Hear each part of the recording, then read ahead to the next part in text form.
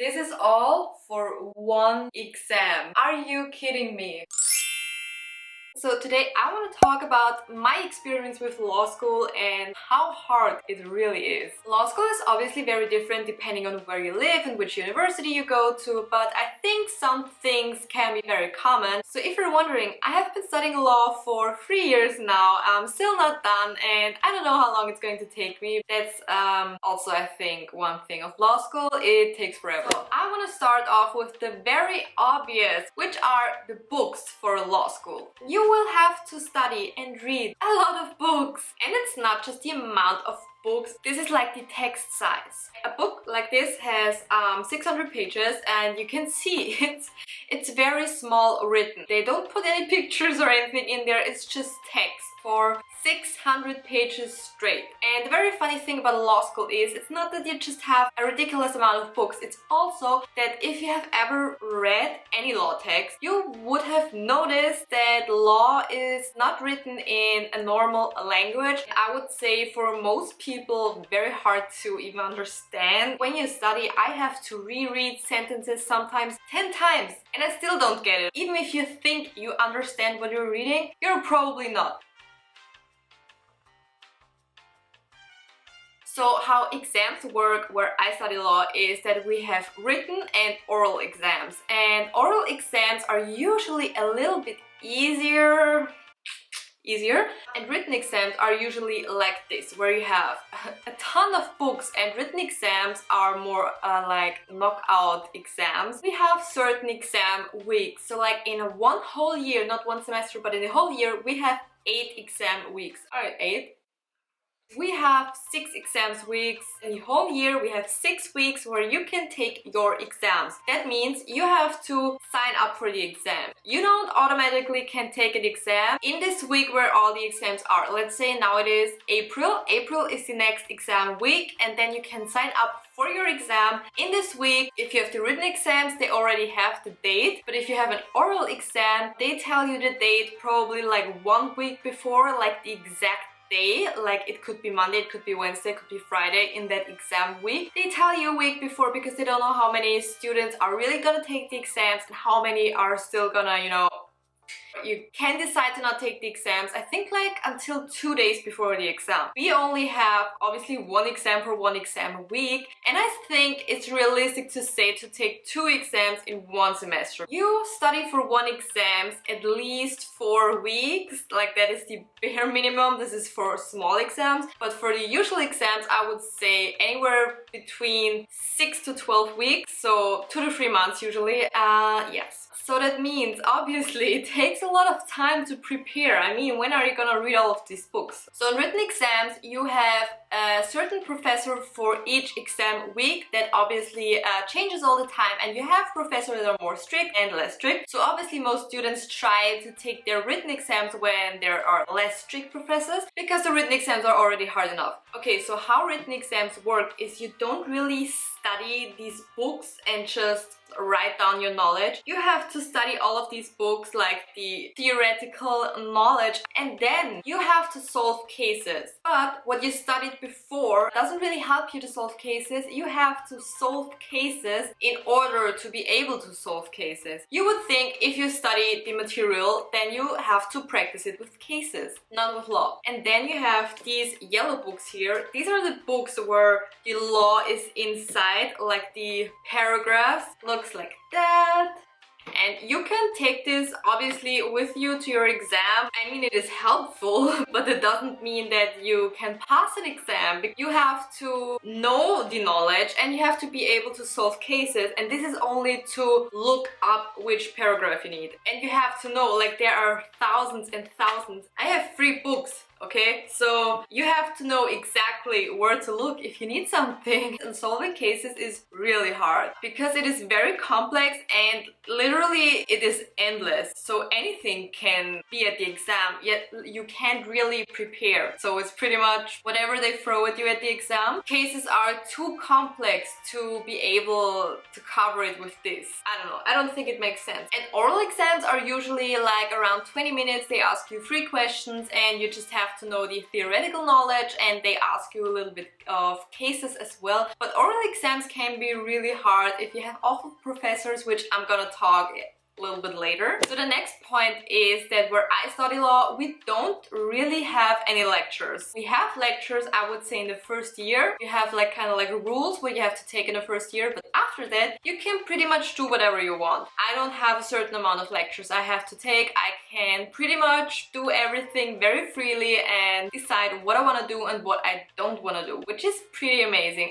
I loved it about law school because you are not a lot at law school. You don't sit there from morning to afternoon. You just go there twice a week, maybe 3 times a week for 1.5 hours, and that's it. Because nobody teaches you what's in that book.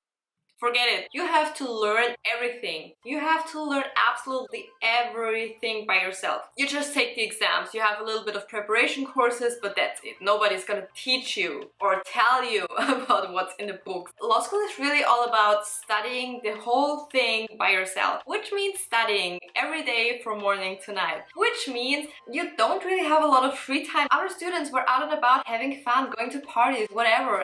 As a law student, you don't really do that. So like I said, in the first year you have a little bit of restrictions because there's like the first big exam, and this is kind of like a knockout exam. I would say 50 to 60% fail. Like a lot of people study law and I want to sort these people out. Which brings me to point number 3, and that is awful professors. Where I've studied law, there are a lot of issues with professors and they are not very student friendly. When you take oral exams, you have to know like your last name. Let's say your last name starts with A. You get a professor that takes all the students from A to C. So you can't choose your professor. It can be that some students have nicer professors and some students don't. And you have professors that where you have maybe like 20 students taking the exam in a day, like the oral exam, and probably 15 of them fail, so more than half. And then there are students, like I was shocked when I found it out. So I had a very strict professor, and while we were waiting, they told me that there are students who fail on purpose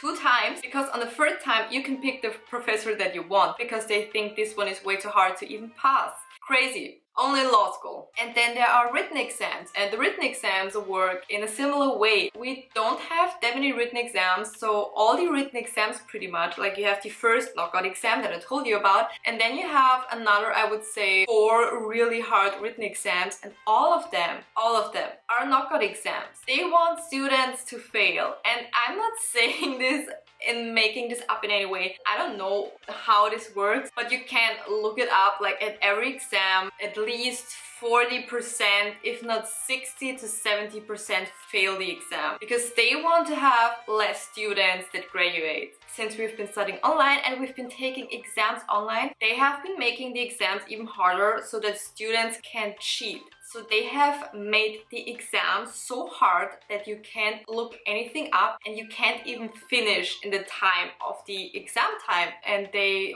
wanna make the exams in person, even though there are so many sick people right now, even younger people, and they want to have the hard exams in person, probably because they wanna, you know, get rid of some students. And I just want to address this because this is really where I study law. Another thing with law school is that law students are very competitive. For example, if you have like a class, I would say most people don't really want to talk to you, so it's very hard to meet new people. But also we have like these online groups, and I would say not a lot of people are willing to help you or exchange any material, which I think is very unfair, because why wouldn't you want to help other people? You know what I mean? I think a lot of law students are also very, you know, I'm better than you type of way. So yeah, that's another thing that I have experienced with law school. And also very common, I would say, is the feeling of not feeling smart enough. I have had this so many times, probably every exam. I was like, I don't know if I'm smart enough for this.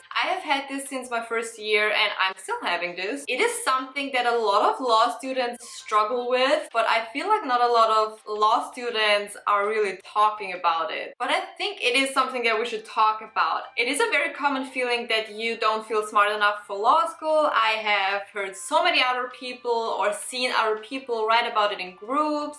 I hear it from other people saying it, that they all were at multiple points where they didn't feel smart enough for law school. What I personally think is very important is to not be discouraged, just keep studying, and if you fail an exam, that's okay. Just take it another time, take it as many times as you can. Just be aware that not feeling smart enough is very common and you're not alone with that feeling. So the big question is, would I choose law school again? I don't know. I think law school taught me a lot, but I don't know if I would choose it again. I think I would now do something more in like, I don't know, social media marketing or something maybe like that, or something social media related, but I don't think that I would go through the struggle of studying law again. So I don't really regret it because, like I said, it taught me a lot, but I don't think that I would choose law school again. So that's my experience with law school. I hope you enjoyed it, and please make sure to subscribe to my channel for more videos from me, and give the video a like if you enjoyed it. And other than that, thank you so much for watching. I hope to see you in my next video. Bye!